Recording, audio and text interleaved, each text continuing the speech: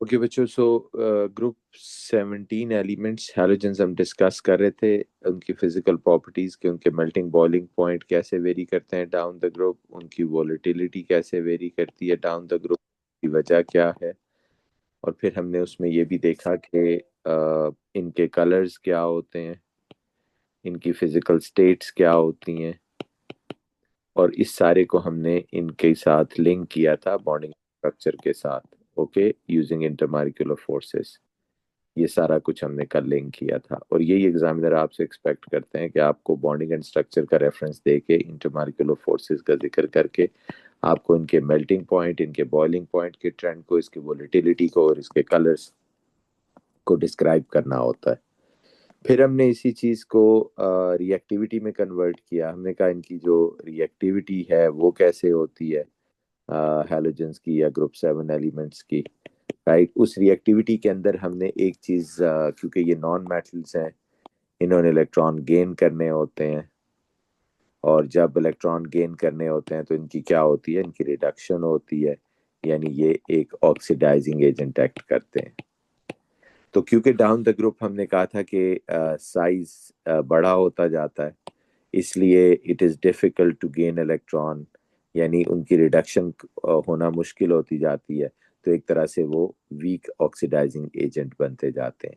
इसलिए हमने कहा था कि fluorine is the most powerful oxidizing agent in the whole group, और मोस्ट रिएक्टिव भी है, और astatine in other words the least powerful oxidizing agent.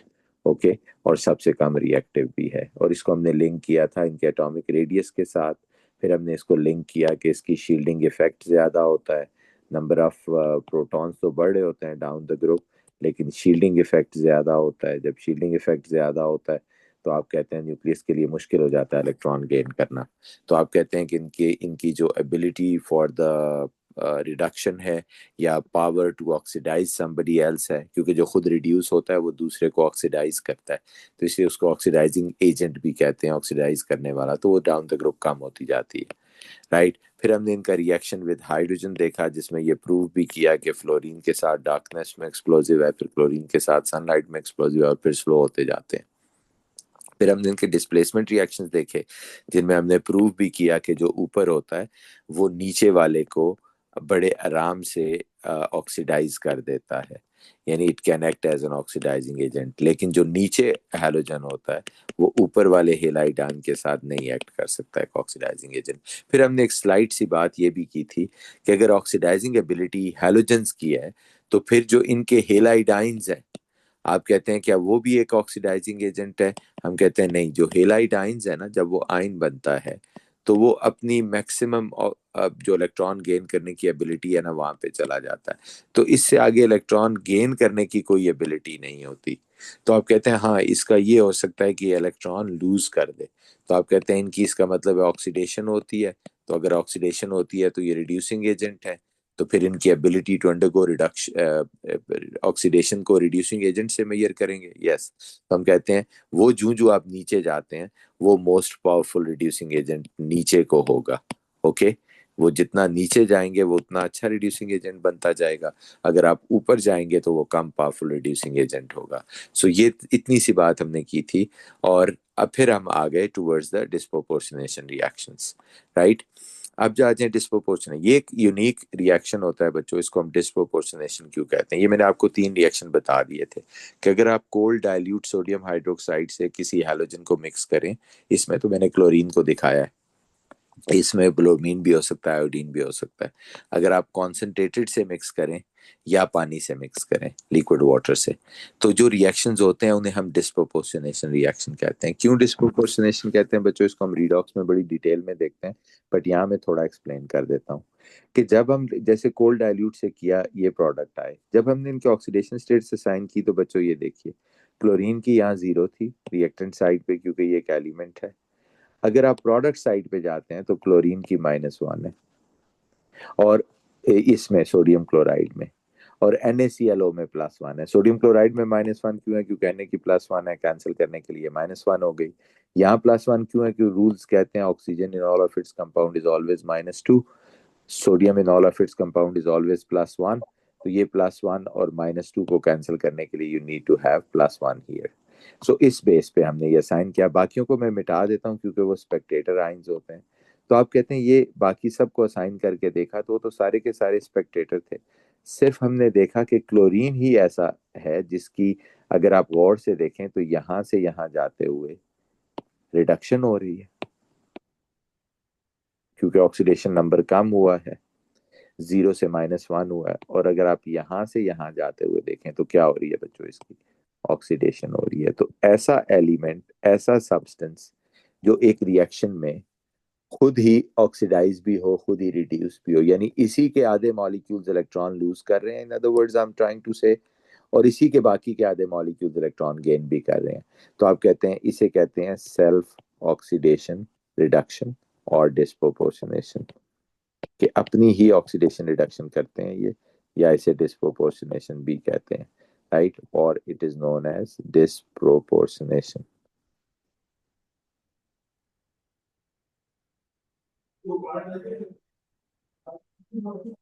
Right. So this is what the disproportionation is. इसी तरह नीचे वाले में भी यही हुआ कि जब हमने इसकी ऑक्सीडेशन से असाइन की तो क्लोरीन की बच्चों यहाँ 0 थी, यहाँ -1 थी और यहाँ +5 थी। तो आप कहते हैं क्लोरीन यहाँ से यहाँ देखिए रिड्यूस भी हो रहा है और यहाँ से यहाँ देखिए ऑक्सीडाइज भी हो रहा है। तो जब एक ही सब्सटेंस के कुछ मॉलिक्यूल्स रिड्यूस हो रहे हो, कुछ मॉलिक्यूल्स ऑक्सीडाइज हो रहे हो, यानी कुछ मॉलिक्यूल्स इलेक्ट्रॉन लूज कर रहे हो और वही इलेक्ट्रॉन दूसरे मॉलिक्यूल्स गेन कर रहे हो, तो आप कहते हैं इसे डिस्प्रोपोर्शनेशन कहते हैं। हाँ, ये फर्क जरूर है कि जो सोडियम क्लोरेट इसमें बना था, आपने देखा मैंने ऊपर वाले को सोडियम क्लोरेट 1 लिखा, अब 1 आप समझ गए ये इसका ऑक्सीडेशन नंबर है।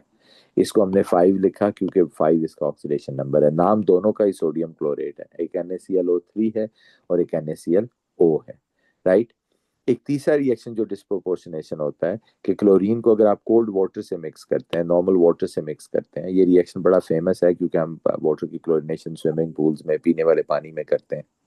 तो आपने देखा एक बना HCl जो कि एक नॉर्मल हाइड्रोक्लोरिक एसिड है, और एक HClO बन गया which is the chloric acid जिसको बोलते हैं, राइट। इस क्लोरिक एसिड HClO की ही ये एबिलिटी होती है कि ये ब्रेक होके दोबारा HCl और एटॉमिक ऑक्सीजन बनाता है। This atomic oxygen basically kills the bacteria, right.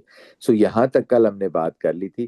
अभी मैंने आपको इसको एक्सप्लेन कर दिया कि why we are calling it, और इसको भी क्यों डिस्प्रोपोर्शनेशन कह रहे हैं। Cl2 0 है, यहाँ -1 है, यहाँ +1 है। तो आप कह रहे हैं यार इसी क्लोरीन की आप देखें तो ऑक्सीडेशन भी हो रही है और इसी क्लोरीन की रिडक्शन भी हो रही है। So this reaction is again disproportionation. तो एक तो ये याद रखना है कि halogens including chlorine when they react with cold dilute sodium hydroxide, hot concentrated sodium hydroxide or the water, they are the ones they undergo disproportionation. उनकी oxidation भी होती है और उनकी रिडक्शन भी होती है। क्लियर है बच्चों। फिर एक और जो एग्जामिनर को एक्सपेक्टेशन होती है अबाउट दिस रिएक्शन, कि वो चाहते हैं कि आपको इसकी आयनिक इक्वेशन लिखनी आनी हो। हर 2 साल, हर 1 साल में एक मरतबा जरूर वो अगर हैलोजेंस पे सवाल देते हैं तो इसी की आयनिक इक्वेशन भी बच्चों आपसे लिखवाते हैं। मैं इधर इसी के नीचे आयनिक इक्वेशन लिखने की कोशिश करता हूँ, देखिए जरा। फॉर एग्जाम्पल, कि चले मैं अलग से दोबारा इक्वेशन लिख लेता हूँ कि अगर हमने इसकी आयनिक इक्वेशन बनानी है तो फिर कैसे बनानी होगी। ये देखिए, आप कहते हैं जी जैसे for example Cl2 + 2 NaOH, cold dilute वाले की बता रहा हूँ, this is cold dilute NaOH। इसमें एक बनता है NaCl, एक बनता है NaClO और एक बनता है H2O। आपको याद होगा ओ लेवल में हमने तरीका सीखा था, मैं दोबारा से क्विकली बता देता हूँ, ऑल दो यहाँ उसकी जरूरत नहीं होती, कि आप कैसे बनाते हैं जी आयनिक इक्वेशन। आपको याद होगा हम कहते हैं जी जो आइंस है उनको लिख लीजिए। क्लोरीन तो एक गैस है, इसके आइंस लिख लीजिए। सोडियम हाइड्रोक्साइड एक्वस है तो जाहिर है it is in the form of ions. Na+, कोई भी चीज जो एक्वस होती है वो एक्चुअली अपने आइंस में होती है। गिव्स अस Na+ एक्वस और Cl- एक्वस। प्लस NaClO को देखें तो Na+ aqueous plus Cl- aqueous plus H2O।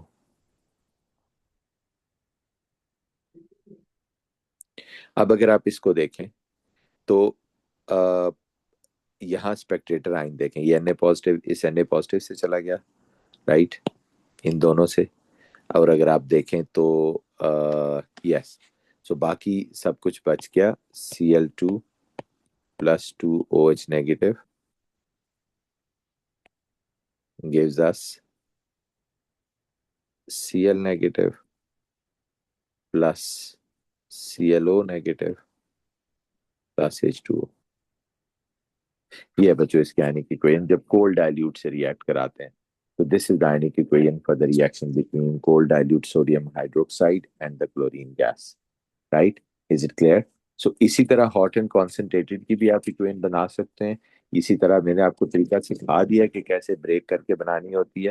Right, लेकिन मैं अगर उसकी डायरेक्ट बना दूं अब, कि अब ऊपर जाते हैं हम और डायरेक्ट बना देते हैं। आप कहते हैं जी जैसे ये है फॉर एग्जांपल, राइट, इधर देखिए, ये हॉट कॉन्सेंट्रेटेड में आप कहते हैं जी इधर से एक Cl2 होगा, राइट, प्लस 6OH नेगेटिव होंगे, गिव्स अस, क्या होगा बच्चों, 5Cl नेगेटिव होंगे,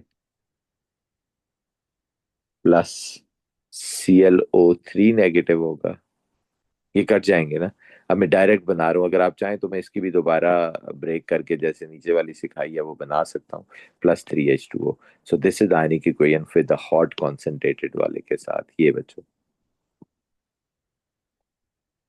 with hot concentrated sodium chloride. Okay, is it clear? So this is how we write the ionic equation for these two reactions। और ये जरूर आती है कि आप इसके ionic equation लिखें कि जब कोल्ड डाइल्यूट के साथ करेगा और जब हॉट कॉन्सेंट्रेटेड के साथ करेगा। तो ये तो हो गए इसके डिस्प्रोपोर्शनेशन रिएक्शंस। अब आ जाते हैं नेक्स्ट अगले पार्ट के ऊपर। अभी तक हमने हैलोजेंस के रिएक्शंस डिस्कस कर लिए, अब आ जाते हैं रिएक्शंस ऑफ हेलाइड आयंस।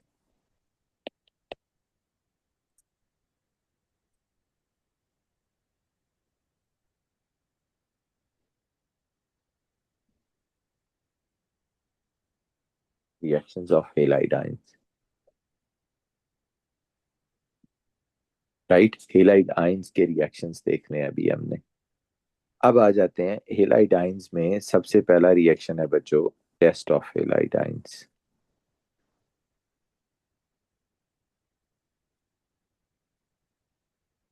और इसमें तीन है हमारे सिलेबस में, क्लोराइड, ब्रोमाइड और आयोडाइड। क्लोराइड, ब्रोमाइड और आयोडाइड आयन का टेस्ट हमने करना है कि आपको याद होगा, ये आपने लैब में भी किया होगा और अगर नहीं किया तो अभी आप करेंगे। आप कहते हैं जी इनका टेस्ट ये होता है, पहले मैं आपको टेस्ट सिखा देता हूँ कि अगर ये एक टेस्ट ट्यूब है, इसमें हम सोच रहे हैं कि लेट से कोई क्लोराइड आयन प्रेजेंट है या ब्रोमाइड या आयोडाइड कोई एक है, तो हमें उसके लिए टेस्ट ये होता है बच्चों कि आप डालते हैं उसमें dilute nitric acid. Dilute nitric acid यहाँ एक जनरल रिएजेंट है, इसका काम है बच्चों सिर्फ कार्बोनेट अगर कोई है तो उसको निकालना, राइट, क्योंकि जनरली कार्बोनेट हो तो भी वो सिल्वर नाइट्रेट के साथ वाइट पीपीटी दे देता है, तो हम बेसिकली उसको एक्सक्लूड करने के लिए इसको डाल देते हैं। फिर हम जो एक्चुअल रिएजेंट है, ठीक है, इसलिए जो एक्चुअल रिएजेंट है वो है AgNO3 aqueous, silver nitrate aqueous. जब आप सिल्वर नाइट्रेट डालते हैं बच्चों, अगर आपने सिल्वर नाइट्रेट डाला और वाइट पीपीटी आ गए, तो इसका मतलब है कि यहाँ कौन सा आयन प्रेजेंट है, आप कहते हैं जी क्लोराइड आयन प्रेजेंट है। और अगर आपने सिल्वर नाइट्रेट डाला और इसमें ऑफ वाइट पीपीटी आ गए या जिनको क्रीम पीपीटी कहते हैं, प्रैक्टिकली अभी जब आप करेंगे तो हो सकता है आप डिफरेंशिएट भी ना कर सकें, वो बहुत कम फर्क होता है, राइट। ऑफ वाइट प्रेसिपिटेट हो तो ब्रोमाइड आइन होगा, और अगर इसमें बच्चों येलो प्रेसिपिटेट हो तो आयोडाइड आइन होगा। ये तीन तरह के आइंस प्रेजेंट हो सकते हैं विद दीज रिजल्ट्स, लेकिन ये कंफर्मेशन नहीं है।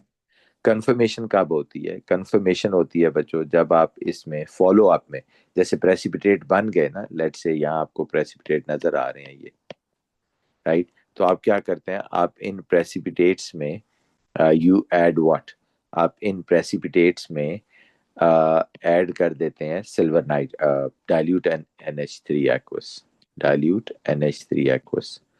और अगर प्रेसिपिटेट डिसॉल्व हो जाए तो आप कहते हैं जी that confirms the presence of chloride ion. और अगर आप इसमें डाइल्यूट NH3 एक्वस डालें, ये जो ऑफ वाइट प्रेसिपिटेट्स हैं, डाइल्यूट NH3 एक्वस डालें, राइट, और प्रेसिपिटेट जो हैं वो इनसॉल्युबल रहें, ऑफ वाइट प्रेसिपिटेट, और फिर कॉन्सेंट्रेटेड अमोनिया डालें और प्रेसिपिटेट डिसॉल्व हो जाए, तो that confirms the presence of bromide ion. और इसी तरह अगर आप डाइल्यूट या कॉन्सेंट्रेटेड, मैं इकट्ठा लिख देता हूँ, डाइल्यूट और कॉन्सेंट्रेटेड कोई भी NH3 डालेंगे बच्चों, तो इनसॉल्युबल येलो प्रेसिपिटेट हो, तो that confirms the presence of iodide ion. तो ये बच्चों टेस्ट है कि अगर आपके पास क्लोराइड, ब्रोमाइड, आयोडाइडाइन, आपको शक है कि मेरे एक सोल्यूशन में प्रेजेंट है, तो आपने ये टेस्ट करना होता है। अब वो कहता है अच्छा ये टेस्ट तो हमें पहले भी आते थे, ओ लेवल में भी पढ़े थे, टेस्ट तो अभी हम लैब में भी करते हैं, क्या इसके पीछे लॉजिक क्या है, इसके पीछे रीजन क्या है, that is what we have to describe.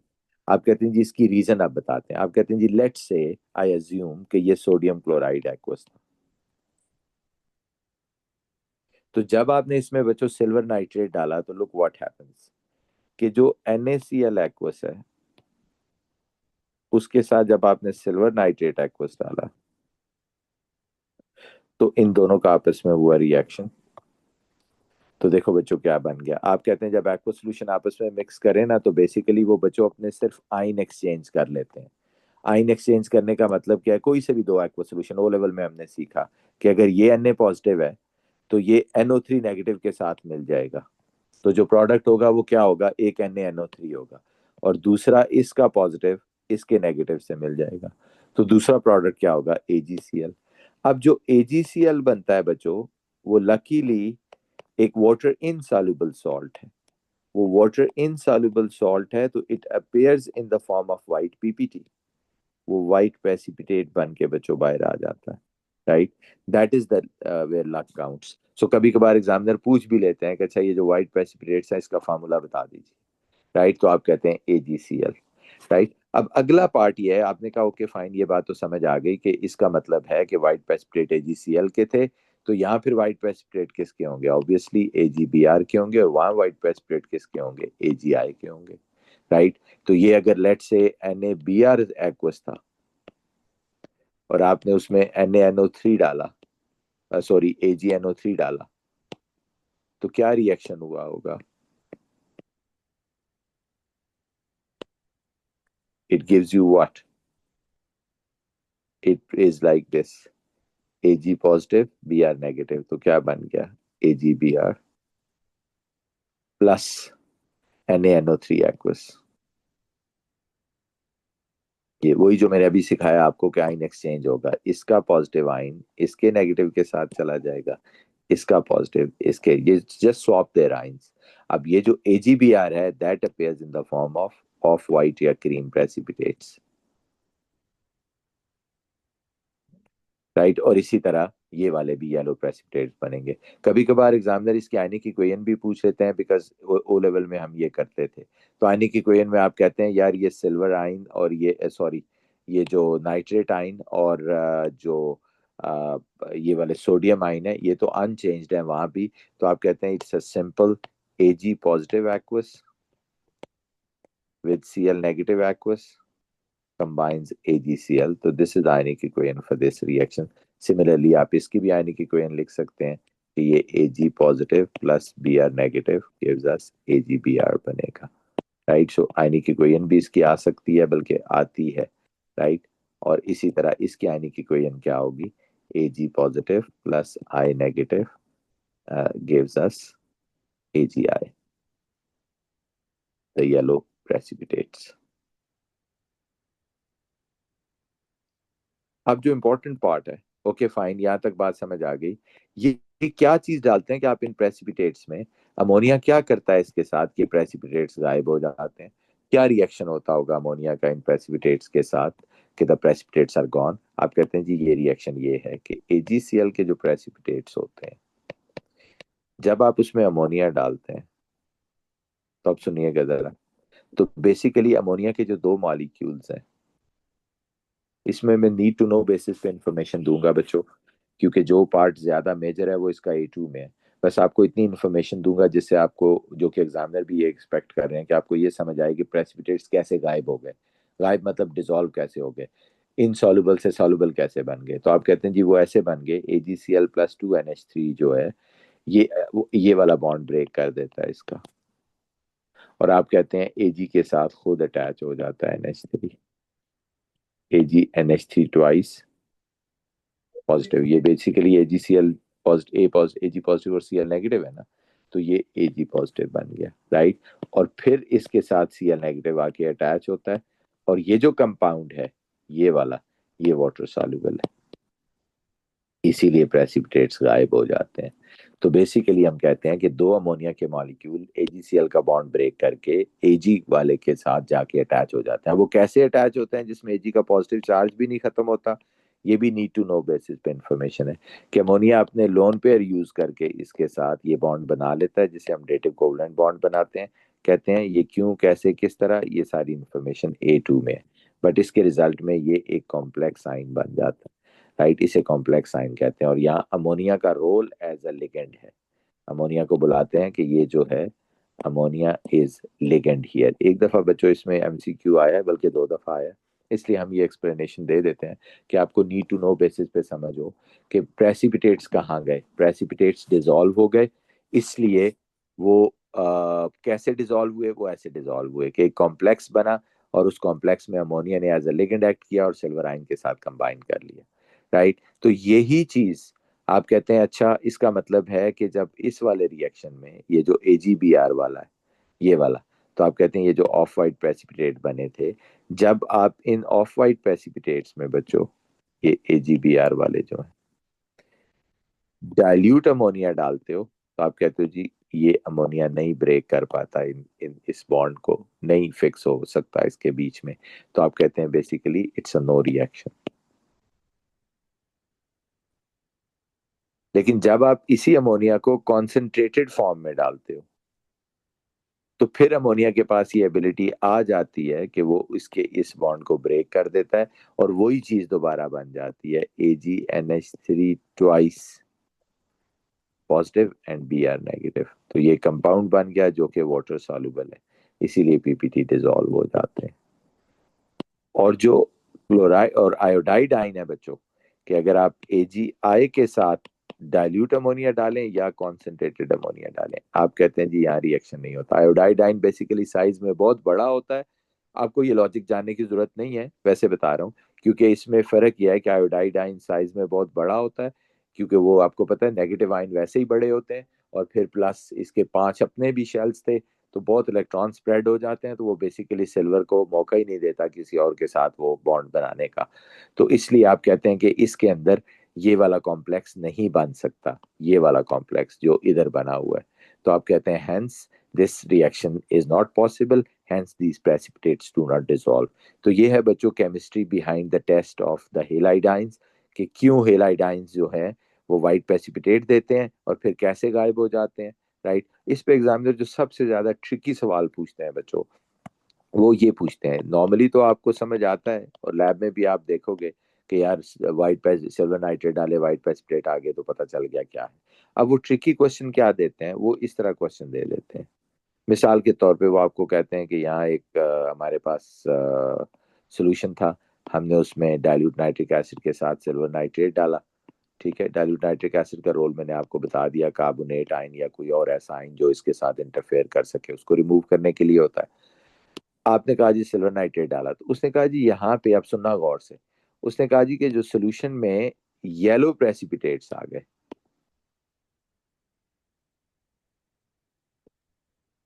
और जब आपने इसमें डाइल्यूट अमोनिया डाला,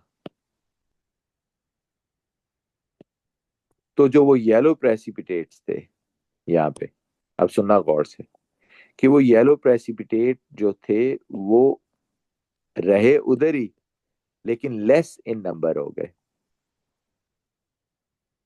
लेस येलो PPT। कहता आप बताएं इसमें कौन से प्रेजेंट हैं आपके ख्याल में, क्या प्रेजेंट होगा इसके अंदर, राइट। आप कहते हैं यार अभी तो हम पीछे पढ़ के आए हैं कि येलो प्रेसिपिटेट तो डाइल्यूट अमोनिया डालने से डिसॉल्व ही नहीं होते, बल्कि डाइल्यूट डालें या कॉन्सेंट्रेटेड डालें वो तो डिसॉल्व ही नहीं होते। और ये भी पीछे पढ़ के आए हैं कि डाइल्यूट अमोनिया में तो सिर्फ एक ही प्रेसिपिटेट डिसॉल्व होते हैं, और वो कौन से प्रेसिपिटेट्स हैं? AgCl के। तो आप कहते हैं अच्छा, इसका मतलब एक्चुअली हुआ ये होगा कि यहाँ पे कुछ होंगे क्लोराइड आइन और कुछ होंगे आयोडाइड आइन। ये मिक्सचर है क्लोराइड और आयोडाइड आइन का। जब आपने डाला सिल्वर नाइट्रेट तो आपने कहा दो प्रेसिपिटेट आए, AgCl के भी और AgI के भी। अब AgI के क्योंकि येलो हैं और AgCl के क्योंकि वाइट हैं, तो ऑब्वियसली जब एक सोल्यूशन ओवरऑल येलो होगा तो व्हाइट भी उसके साथ मिलके येलो नजर आने लग जाएगा ना। That is the reason. तो आप कहते हैं ये जो येलो प्रेसिपिटेट्स हैं basically they contains both AgCl के और AgI के प्रेसिपिटेट्स, जो कि AgCl के व्हाइट होते हैं, but because overall the solution colour is yellow so they turn yellow. फिर डाइल्यूट अमोनिया डालने से आपने कहा जो AgCl वाले प्रेसिपिटेट्स थे जो अपेरेंटली हमें येलो नजर आ रहे थे, दे आर गॉन। सो जिसकी वजह से लेट्स से वो दो ये थे, तो जिसकी वजह से आप कहते हैं लेस येलो प्रेसिपिटेट्स, तो ये वो अभी बचे हुए हैं जो AgI के हैं। सो इस तरह के सवाल बच्चों वो एग्जामिनर आपसे पूछ लेते हैं कि मिक्स करके क्वेश्चंस को कैसे वो करना होता है। या वो आपको ये भी कह देते हैं कि लेट्स से कि यहाँ पे AgNO3 डाला, व्हाइट PPTI,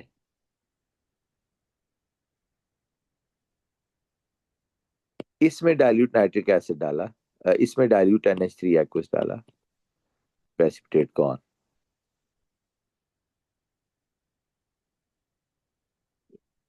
लेकिन जब इसमें नाइट्रिक एसिड डाला तो precipitates come back.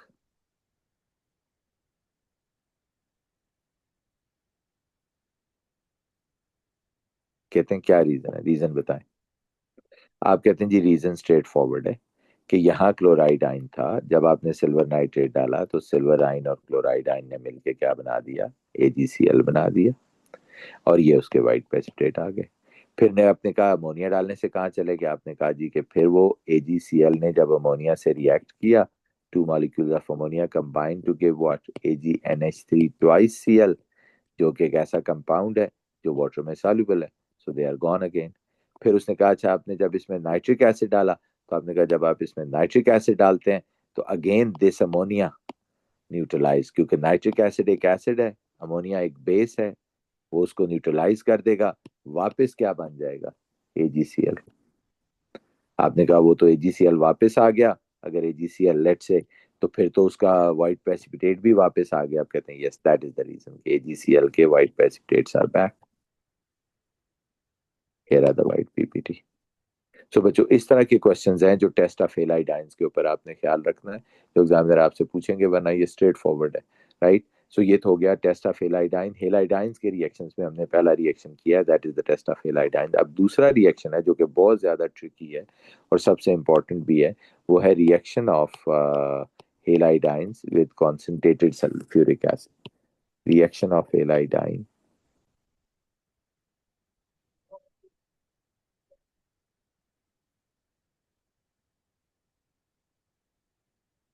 Concentrated sulphuric acid. बच्चों मैं आपको इन जनरल टर्म बताऊं कि जो कॉन्सेंट्रेटेड सल्फ्यूरिक एसिड है ना, या जो सल्फ्यूरिक एसिड है, ये बहुत ही वर्सटाइल केमिकल है। इसको वर्सटाइल केमिकल में इसलिए कह रहा हूं कि इंडस्ट्री में आज भी अगर आपने किसी मुल्क की किसी कंट्री की इंडस्ट्रियलाइजेशन का अंदाजा लगाना हो तो वो कहते हैं जी आप इसकी पर डे सल्फ्यूरिक एसिड की कंजम्पशन को देख लीजिए, that will tell you how much country is developed. Because sulfuric acid is not just an acid, or it is not acting just as an acid. It is a good oxidizing agent. ये एक बहुत ही अच्छा oxidising agent भी है। It is a good dehydrating agent. ये एक बहुत ही अच्छा डिहाइड्रेटिंग एजेंट भी है, ये जो पानी रिमूव करने वाले होते हैं। राइट। इसीलिए ये क्लीनिंग शीनिंग और इस तरह की मटेरियल्स में भी यूज होता है। और इसके अलावा ये एक एसिड भी है। राइट। अब ऑक्सीडाइजिंग एजेंट ये क्यों है? आप कहते हैं जी ऑक्सीडाइजिंग एजेंट का मतलब है कि इसकी रिडक्शन होती होगी, हम कहते हैं यस इसकी रिडक्शन होती है, it's a good in reduction. आप कहते हैं why it is good in reduction, उसकी वजह कौन है? आप कह रहे हैं जी H2SO4 में कैसे रिडक्शन में ये गुड है? ऑक्सीजन और हाइड्रोजन, ये तो आपको पता है लीस्ट बॉदर्ड है, ये तो ना इलेक्ट्रॉन गेन करते हैं ना लूज करते हैं, usually they maintain their oxidation numbers in all of their compounds.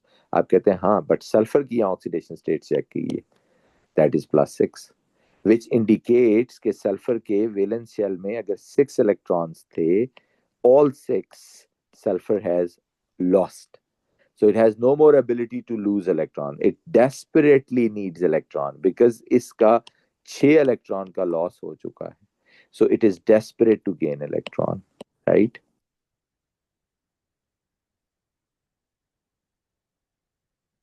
और जो डेस्परेट होता है इलेक्ट्रॉन गेन करने में, डेस्परेट होता है रिडक्शन में, आप कहते हैं वो उतना ही अच्छा एक ऑक्सीडाइजिंग एजेंट होता है, राइट? सो ये बात आपने याद रखनी है कि सल्फ्यूरिक एसिड में एक क्वालिटी ये भी है कि ये एसिड होने के साथ साथ, स्ट्रॉन्ग एसिड होने के साथ साथ एक बहुत अच्छा ऑक्सीडाइजिंग एजेंट भी है, राइट? और वो ऑक्सीडाइजिंग एजेंट उसमें सल्फर और उसकी +6 ऑक्सीडेशन स्टेट की वजह से है। Okay, having said that, now come to the reactions of this with the halidines।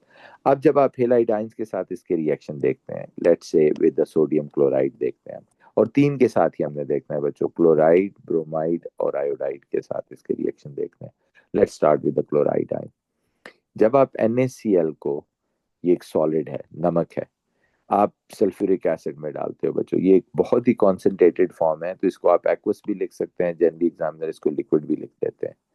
जब आप उसके साथ मिक्स करते हो, दैट इंडिकेट्स कि it's a highly concentrated form, right?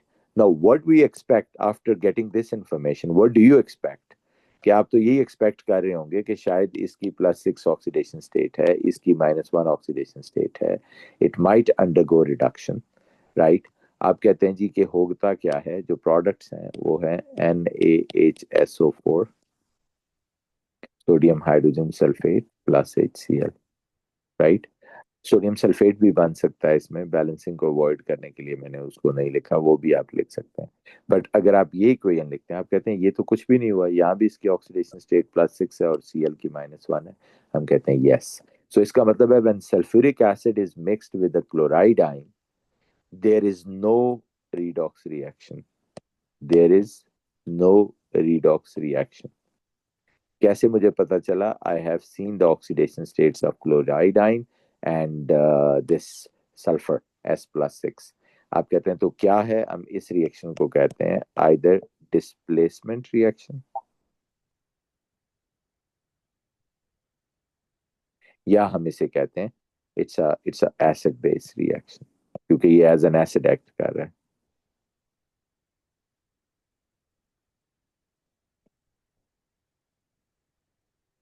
अब इसमें बच्चों एक चीज और, अगर आप देखें, इसकी ऑब्जर्वेशन देखें, तो आप कहते हैं ये रिएक्शन बहुत ही विग्रस रिएक्शन होता है, विग्रस मीन फास्ट, इतना ज्यादा विग्रस रिएक्शन होता है ये कि जब आप इसको देखते हैं ना, यहाँ ये सल्फ्यूरिक एसिड है लेट से, और मैंने इसमें NaCl डाला, सॉल्ट नमक डाला, तो ये इतना विग्रस रिएक्शन होता है बच्चों कि इसमें जो ही आप सॉल्ट डालते हैं तो फ्यूम्स ऑफ HCl यहाँ से निकलते हैं, स्टीमी फ्यूम्स। ये जो HCl है इसके बहुत वाइट कलर के, स्टीम कलर के फ्यूम्स निकलते हैं। तो आप कहते हैं इसकी ऑब्जर्वेशन में क्या लिखेंगे हम? Steamy fumes of HCl, right? तो अब आप इसको कह सकते हैं कि क्यों नहीं हुआ। आप कहते हैं sulphuric acid is an oxidizing agent but not as good, it can oxidize the chloride ion, right? तो आप इसको स्टार लगा के लिख सकते हैं कि H2SO4, although a good oxidizing agent but not as good as it can oxidize Cl negative. Hence, this reaction can be used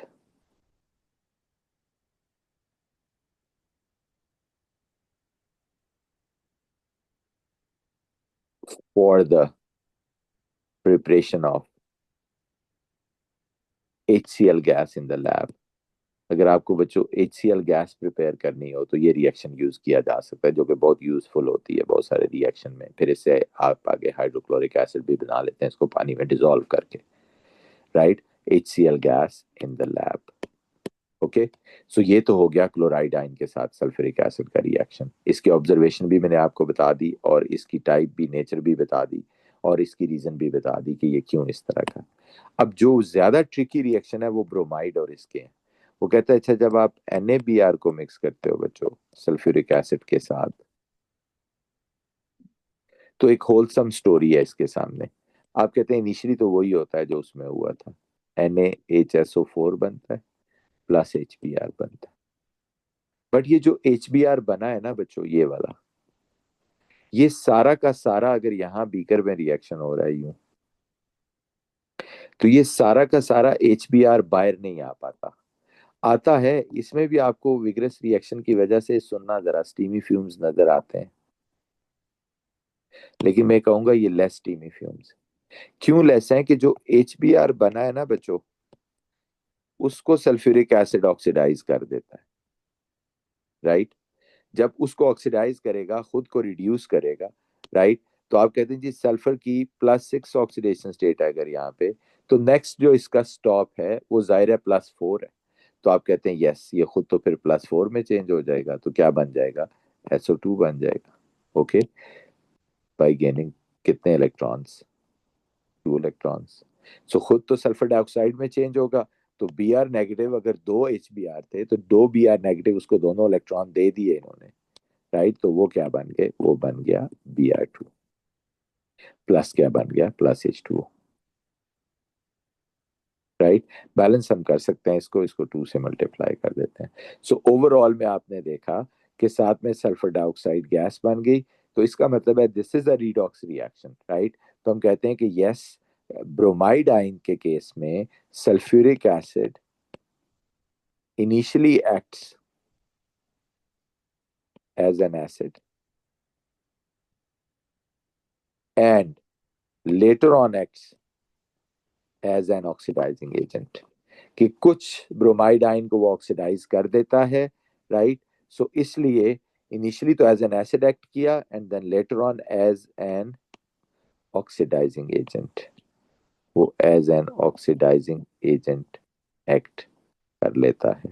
okay, सो कुछ ब्रोमाइड, इसलिए आप देखते हैं कि जो सल्फर डाइऑक्साइड ये Br2 बनता है, विग्रस रिएक्शन होता है, इसलिए जो Br2 बनता है ये भी बाहर गैस बन के आता है। तो आपको स्टीमी फ्यूम्स तो नजर आते ही हैं, साथ में इसको ऑरेंज या रेड ब्राउन वेपर्स भी नजर आते हैं उसके ब्रोमीन के, राइट। तो अगर आप इसकी ऑब्जर्वेशन देखें तो आप कहते हैं जी इसकी ऑब्जर्वेशन में कि अगेन एक विग्रस रिएक्शन होता है बच्चों, इसमें आप कहते हैं जी ऑरेंज ब्राउन फ्यूम्स होते हैं। वो किसकी वजह से? अब आपको पता है Br2 की वजह से। और इसमें आप कहते हैं स्टीमी फ्यूम्स होते हैं, वो तो वही HBr की वजह से होते हैं, राइट। और इसमें बोथ एक्ट करता है कि, right, so it is strong enough to convert bromide ion into bromine, right, is a good oxidizing agent here. So here as an oxidizing agent इसने एक्ट किया है, और शुरू में एज एन एसिड इसने एक्ट किया है। ओके, इसी तरह अगर आप दूसरे तीसरे केस पे आ जाएं, वो कहता है अच्छा NaI को जब आप डालते हैं बच्चों सल्फ्यूरिक एसिड में, तो ये एक इंटायरली डिफरेंट सीन बनेगा। वो क्या बनेगा? आप कहते हैं जी इनिशियली तो इसमें भी वही होगा, NaHSO4 बनेगा, but not a single fume of HI that is gonna come out. आप कहते हैं जी एक भी फ्यूम कम आउट नहीं होगा। यानी जब आप यहाँ सल्फ्यूरिक एसिड है आपके पास, आपने NaI डाला, वो भी नमक की तरह का एक सॉलिड होता है, तो आपने कहा जी एक भी फ्यूम बाहर नहीं आया।